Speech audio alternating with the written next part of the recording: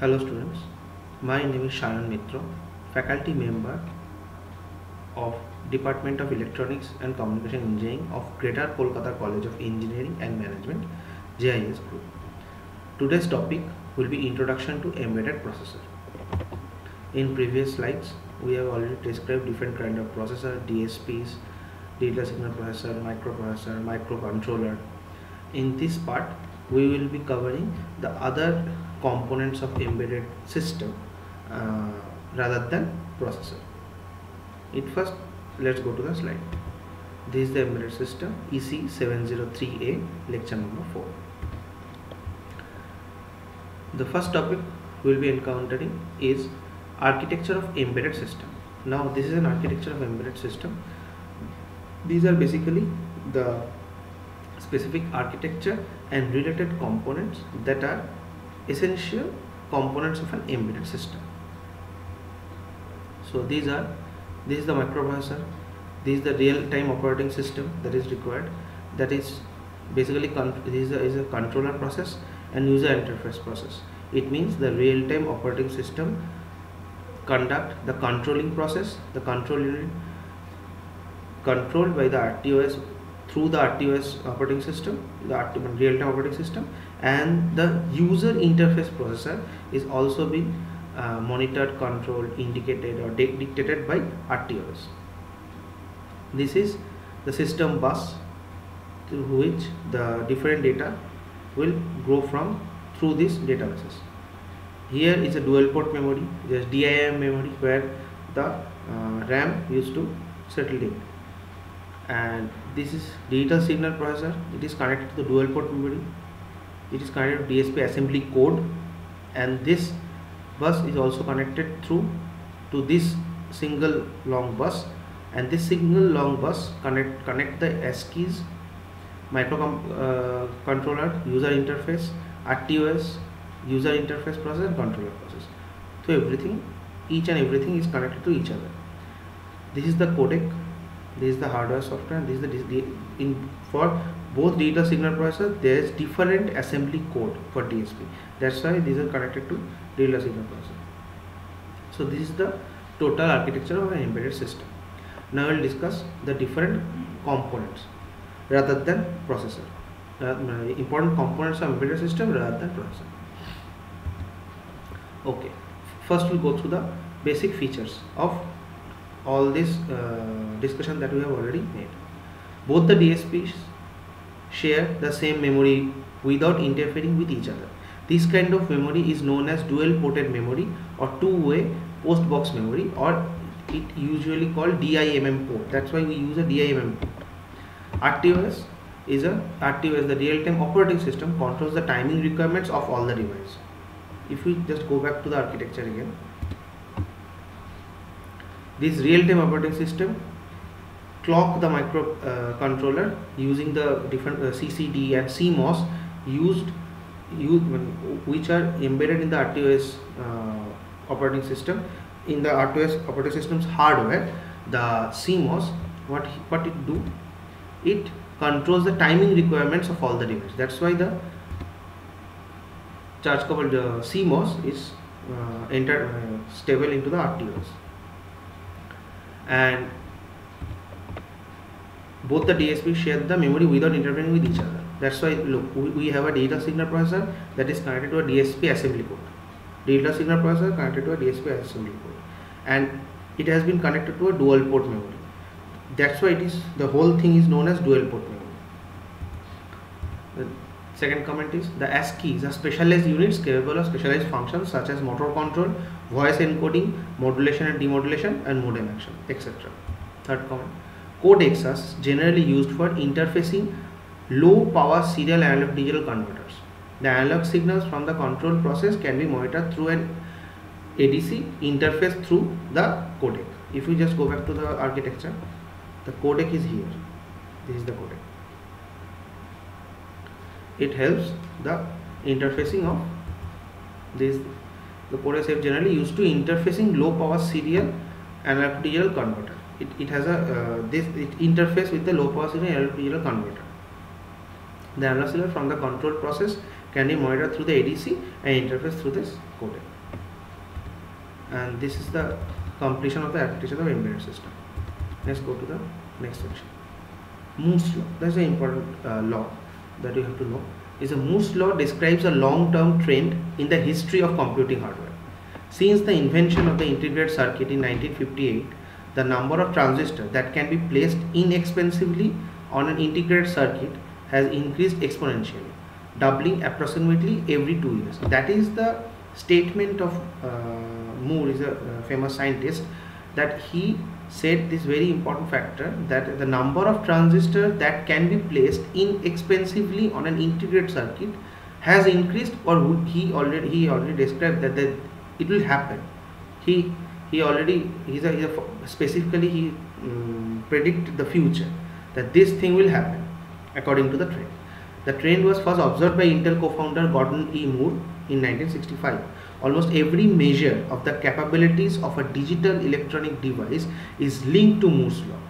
Processing speed, memory capacity, and the one thing that is important, other than processing speed, memory capacity, another thing is the size. The size of the transistor will decrease in a doubling way. That's why the amount of MOSFET that can be integrated in a single chip, the very basic length of the channel length of the MOSFET will decrease. Because of that the whole number of transistor, number of device that we can accumulate in a single chip has increased from 9. It has been increased it's expensively doubling every 2 years. That's the law of Moore's, and that is the very important graph of Moore's law, that transistor per die, in a number of transistor per die will increase, will double every 2 years. That's what happens. If you take a closer look here, that from 1985 to 1990, within these 5 years, 1 2 3 4 5, within these 5 years, if you take a look, that the number of transistor per die increased from 1 to 4 million, and it happened in this way: 4 square 16, 4 into 16 64, 64 into 128. It's a doubling effect. That's why if in 1985 the amount of transistor per die, number of transistor per die is 1 million, now it has increased, and it's a memory, is increased to 4G. 4G. This is a huge thing. Okay, let's go to the next. Steps in the embedded system design process. The steps are: first, the abstraction; second, the hardware software architecture. Abstraction means the total design, how we will construct the hardware, what program can that hardware can accumulate or can operate on, all those design method, what the objective of the specific embedded system design of the machine that will build from the embedded system has been prepared in the abstraction process. In the next process, the hardware software architecture has been prepared. Then the extra functional properties, any peripheral device needed to be included, size, process, all these different features included after hardware software architecture. Next, system related family of design, according to which system we will put in VLSI design, in different design process are there. So there has been included. Then the modular design, then the mapping of memory, mapping is for memory. And next step is user interface design, how the interface will be, it will be LCD or LED, what kind of machine we will put in. If it's a washing machine, the user interface will be different. If there is a metro rail, then the LCD screen, that will be a different user interface. Mapping is a memory part. Modular design is a design after which the real material is going to prepare after the modular design. After the user interface, there is a refinement. It's basically a recheck and testing, all those things. So these are the steps in the embedded system design process. So let's go to the next slide. The processor in the system. One is control unit, includes fetch unit from fetching instruction from memory. Control unit is basically the unit which basically control the total data and address process. In which time the data will come from data memory, in which time the address from the address will come from the address memory, when we have to put where we have to put the process data. All these things usually controlled by the control unit. An execution unit includes circuits to implement data transfer and data conversion operations. It includes ALU and program control tasks, interrupt, jump or halt, and there are many different instructions are there. Okay, the processor runs the cycles of fetch and execute. It depends on the cycle the fetch and execution happen. The processor is in the form of IC chip, ASCII or SOC, single on chip. Okay. So these are the things. We will go to the next step. Next slide. Power source. System owns supply with a separate supply rails for input outputs, clock, basic processor and memory and analog units, or supply from a system to which the embedded system interfaces. For example, a network card or a charge pump concept used in a system of little power needs. For examples, in the mouse or contactless smart card. Different kind of power supply can be used. It need to be system owned supply with separate supply rails. Different embedded system design, different embedded unit need different kind of power supply. A washing machine doesn't need a power supply of a Metro LCD screen. So different according to the system, according to the objective of that specific system, the power source will be selected. Let's go to the next slide. Power dissipation management, that's a very important factor. Clever real-time programming by wait and stop instruction. It means suppose the same instruction set has been executed. So the specific system or specific processor will be doing the same thing for suppose 10 minutes, 15 minutes, and that stage any other different component, those are not included in that specific operation, all are it can wait. So that instruction will be fed to those system using the programming instruction. That's why the wait and stop instruction basically halt all those specific machineries or hardware component of hardware. They will stop working if it is required that there is a specific cycle is going on and specific devices are included. So other devices, we can stop all other devices, those are not connected to the specific operation. So that's why we can reduce the power consumption. Next point is clever reduction of the clock rate during specific set of instructions. Suppose we use a clock rate in a one clock, one fetch and one execution happen. Suppose there are clock cycle where each clock cycle, after each clock cycle there is one single operation is going on. Suppose one clock cycle happen, only one fetch happens. So that is a very I would say not smart processor, not smart programming. So if we use a proper programming, proper hardware, we can use such programming instruction where using one clock cycle we can operate, we can have fetching and execution at the same time. And there are different kind of programming system out there also. Optimizing the codes, that is important, that we need a optimization of the codes. Each code should be performed, we should write a code by which we can operate at an optimized level. All the hardware can operate at a very optimized level. Clever enabling and disabling of use of caches and cache blocks. It also depends upon the programming instruction, how the programming instruction has been executed or scheduled or designed, through which we can use, by which we can use the caches in a way that we have a better processing speed. The clock oscillator circuit and clocking units, because to need that clock pulse, we need to have clock oscillator circuit. Appropriate clock oscillator circuit, we already know all this from previous study, that a crystal external to processor is required, a ceramic resonator internally associated with processor is required, an external oscillator IC attached to processor. These are the features. Real-time clock, system clock and timers driving hardware and software. Real-time clock, system clock and timers drive the hardware and software. It's because of the clock pulse all the operations started. That's why we need a very good clock oscillator circuit, clocking units. Reset circuit, reset on power up, external and internal reset circuit, reset on timeout of watchdog timer. No, watchdog timer we will explain this watchdog timer later. Timing device that resets the system after a predefined timer. That's why it's known as watchdog timer. Let's go to the next slide. Memories. These are various family forms of system memory. Internal RAM at microcontroller, RAM at system on chip or external RAM. Internal caches at microprocessor.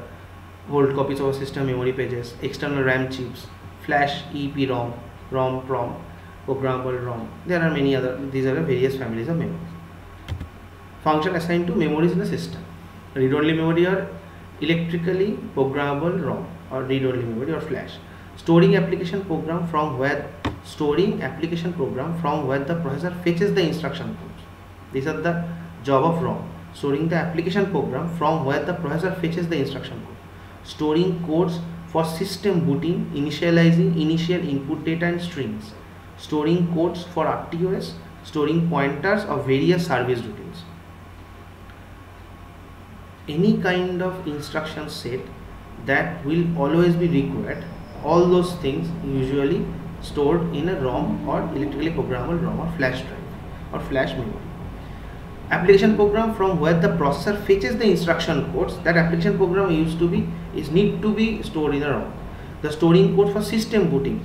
After switch on any system, all system booting instructions should be stored in a ROM. It means it should be stored permanently. Without that, we can't boot a system or initialize a system. Initial input data and strings also. Storing codes for real-time operating system. Storing pointers of various service routines. Without the pointer address, we can't fetch the programming instruction which usually stored in the ROM. Without that programming instruction, we can't basically the application program's address. The address is usually stored in the ROM, and those pointers are also need to be stored in the ROM. They service routines, various service routines. Function assigned to memories in the system. The RAM, internal, external, and buffer. Storing the variable during program run. Storing the stacks. It means after initializing the system, each and every operation that run or conducted in a processor, all those information need to be stored in the RAM. But usually each time, this is the feature of the RAM. All those application or all those programming instructions stored in the RAM. Storing the variables during program run. Storing the stacks. Storing the input or output buffers, for example, for speech or image. Many other things can be stored in a RAM. EEPROM, electrically erasable programmable ROM or flash cache. It means that a ROM, basically any kind of hard disk, electrically erasable programmable ROM. We can erase and you can again program the same ROM. We can store different kind of programming instruction in a ROM for several times. Storing non-volatile results of processing. Storing copies of instruction data and branch transfer instructions in advance from external memories, and storing temporarily the results in write-back caches during the fast processing. Input to communication elements, buses, serial, parallel interface for network interface, analog to digital converter, digital to analog converter, pulse dialer, modem, Bluetooth, 802.1, RS-232. All these are the applications that are stored in function to memories in a system. These are the functions. Different memories and different functions. Yes. Interrupt handler. Interrupt handling element for the external port interrupts, input output interrupts, timer, RTC interrupts, software interrupts, exceptions. All these things can be. Each and every memory has a different, ROM has a different function, RAM has a different function, EEPROM or flash cache has a different function. And interrupt handler also have a very different function. Different external port interrupts, these are things that the interrupt handler usually possess or store. So all these things, the summary of this is, an embedded system is a product that has one or more computers embedded within it, which exercise primarily a control function. The embedded computer is usually a microcontroller, a microprocessor adapted for embedded control applications. Microcontrollers are designed according to accepted electronic and computer principles and are fundamentally made up of microprocessor core, memory and peripherals. So the basic thing is that in case of embedded system, the memory and the process organization is the most important factor. Without if we don't organize the process and memory efficiently, we can't have a good and fast embedded system or design of an embedded system. Without that, we can't have a high grade system, embedded system. That is the basic memory of this. So from the next slide, we will be discussing about the process and memory organization and input output ports, how they work, which are their different kind of features. There are different various kinds of input output devices are there, various kinds of memory structure, memory instructions. Those are going to be discussed from the next lecture. So thank you, thanks to you all.